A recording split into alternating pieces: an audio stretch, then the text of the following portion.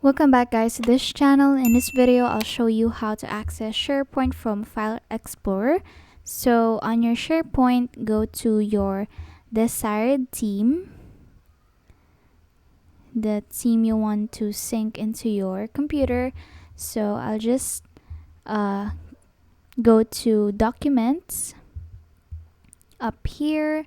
So wait for that to load, and then you will see here Sync. And then go to OneDrive.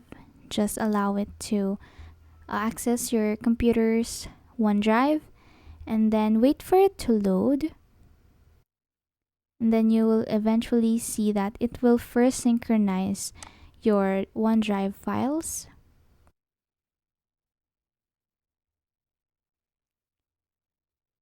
Alright. And then on your file list, you will see here the organization you belong with.